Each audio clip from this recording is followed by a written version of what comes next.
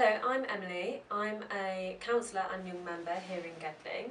This morning I want to have a chat with Vernon Coaker, your MP, about his experiences of getting involved with the Labour Party, his thoughts about the general election next year and how you can get involved with the campaign. So firstly, how old were you when you joined the party and what was it that made you want to join?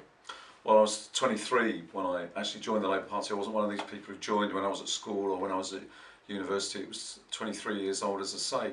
I became a teacher and actually started to become annoyed about some of the things that I saw around me, particularly with respect to education. We were sharing books. The books were terrible. The state of the buildings and all of those types of things. And it was also at a time when Thatcher was become the leader, or was becoming the leader of the Conservative Party. You could see the Conservative Party moving to the right, and all you could see was a sort of spectre of more spending cuts and all of these things, like I was saying with respect to schools becoming worse. And I just thought, I can either stand on the sidelines here and protest about it and shout about it, or I can say, I actually want to do something about this. I actually want to try and change things. And so, for me, the only way of doing that was joining the Labour Party. Other people sometimes find different ways of doing that, trade unions or other things. But I thought the Labour Party speaks for me. It's got the progressive values that I believe in. And they actually, whatever the difficulties, want to make things better. And so I joined the party and it went from there really. But it was that sense of annoyance and frustration. And I just wanted to do something about it rather than stand on the sidelines and moan. Second question is, how did you first get involved and what were your first experiences of the party? I just went to the local party and got involved with some of the campaigning that was going on, and particularly because a year or two after I joined, Margaret Thatcher became Prime Minister, and we saw the spending cuts and the division that emerged in the country, and so I became very involved with the union as well as the party, campaigning against what the Thatcher government were doing, against the cuts to public services.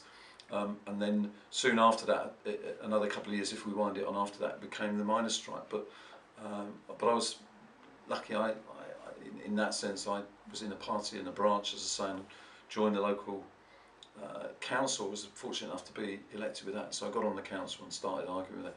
I was on Rushcliffe Borough Council, and for those of the people watching this who sometimes think, my goodness me, this is really difficult, there were two of us on that council, two Labour councillors for that area, and I think there was one Liberal and the rest were Conservatives, but we stuck to it. We're always lucky, because if I moved a motion I always had somebody to second it, so that was a good thing. We used to have debate after it. The important thing was we stood up for what we believed in with respect to public spending cuts, what was happening in the mining industry and what was happening more generally, where we thought we saw division around us and we wanted to do something about that. So it was quite an inspiring time as well, but frustrating and difficult, but we kept at it. So as you've already said, you're a teacher and a local councillor for quite a few years before you became an MP. So how did you find balancing your job and your party commitments in those days? Well, you just have to, it is about managing it, and of course different people in their own experiences will have a different way of actually doing it. There's not a template which is the right way of doing it.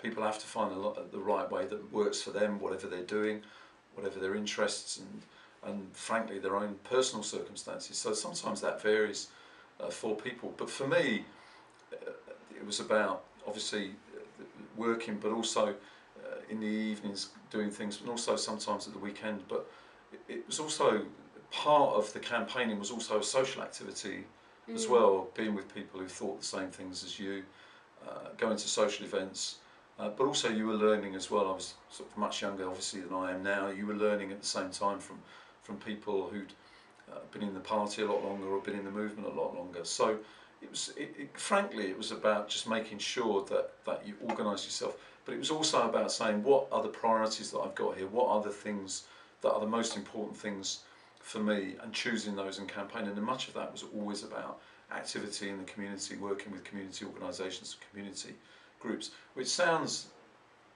simple, but actually it was good, because it meant that you worked with people who weren't necessarily in the party, but were part of what you were trying to do to make things better and to change things for the better. So that was good. And but as I say, if you've got to have fun as well. If you don't have fun, it gets really boring.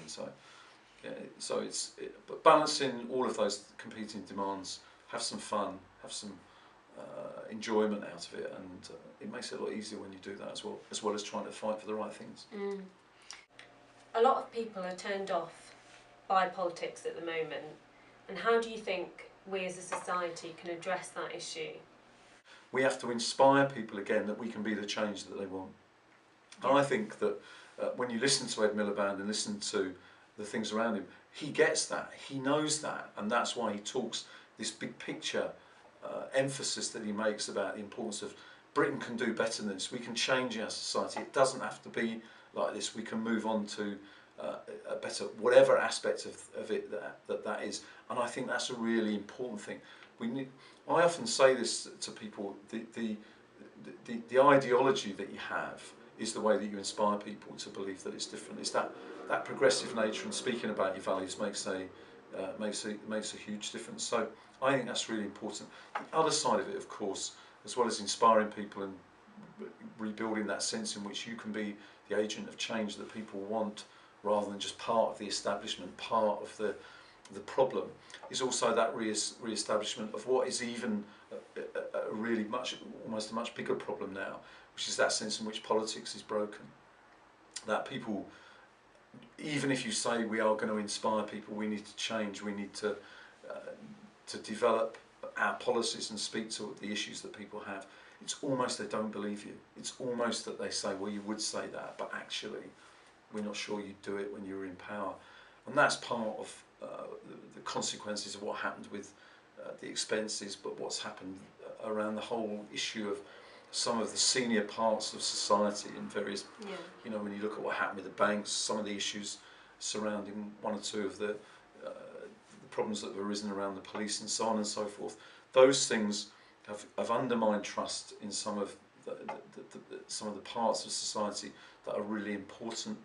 And politics, that trust is broken, or is certainly under threat. So it's about inspiring people and so on, but it's also about trying to, once again, people believing that politicians can deliver that change and they can actually be believed and that they will do it. Let's just project forward. If David Cameron wins the election next year, what would post-2015 Britain be like under the Tories? I think what you see is a further extension, in fact a huge extension of some of the things that they've started to do. Inequality and has increased. A sense of injustice and unfairness of also that sort of sense in society has increased. So you'll see more marketisation, more privatisation, more sense in which, as I say, the market rules. So I think some of the clash, the real clash at the 2015 election and going forward about what happens afterwards will be about this clash of values. That those who believe that actually we should just let the market rip, we should just, that if you like, that as the tide rises all the boats will be lifted. That sort of sense in which the state should withdraw, I think that will be set against the notion that we have that the state should be an enabler, that without the state you can't ensure that everyone has the opportunity and chance that they should have. So, as I say, I think for all of us, and particularly for those, you know, young people, but all of us looking for that vision of a better society, that will be about that clash of view, a society where division increases, where inequality increases, where opportunity for the few is at the expense of opportunity for the many, and also the sense in which the market will operate for the benefit of a few richer people at the top, rather than fit in the interests of the country and the interests of the majority of people. And you can only see that getting worse, and you can only see that moving forward at an ever quicker pace. So I think the 2015 election, all elections are big elections, but I think this will be a really big election, and there will be a big choice for the country to make. And it's up to us in the Labour Party to identify that and to show people that we have a different vision and a different view of what society can be like. And how would the picture be different if Labour win? I think it's all about the values that underpin the policies. I have a saying to people that when people join the Labour Party, it's to be true of young people. I mean, you know, you say to people, name me the top 10 policies of each party, and people are struggling to do that. Even people who've been in the party a long time would say, what are our top 10 policies? But actually it comes down to that clash of view, that clash of values, that clash of the vision that you have for the sort of society that you want. And I just say to people, the Labour Party has always been the progressive party. It's always been the party of fairness, of social justice and greater equality of opportunity. That's what you put in front of people. And then you identify the concrete policies that you will pursue that will actually make that a reality. And we've started to do that around the energy price freeze pledge that we've made, around opportunities for young people, ensuring that every young person has the guarantee of a job. Some of the other things that we're now saying about rent, about how we deal with excessive rents. And many of those other things that we've been saying are concrete policies that we're announcing to actually demonstrate that we can make that sort of vision for a better society a reality. And I think that's what will inspire people in the end. It will cause people to think, do you know what? The Labour Party is not only they not only criticise what the government is saying, they also offer an alternative view of society and have the policies to back it up. And finally, what would your advice to young members or new members be about getting involved with the Labour Party? In terms of young people, in terms of advising them, it's to believe that you can make a difference. It's to believe that actually it is worth it. Yeah, to believe that actually by being involved you can bring about the change that you want. The alternative is just to sort of shrug your shoulders and say it doesn't matter. It matters hugely to them. It matters hugely to them as individuals. It actually matters to them in terms of the sort of society that they'll want to live in, and it also matters to them, to the families that they'll have in the future. And so, get involved, be involved. You can be the change, and actually the process needs you, because that brings that dynamism and enthusiasm to actually inject that pace into it. I think the thing I'd always say as well, that having young people around always means that there's a greater sense of urgency about all of this. And sometimes when people say it's not possible, sometimes the young person just turns around and says, why not? And sometimes you think, well, why not? And we need those people around to challenge the system.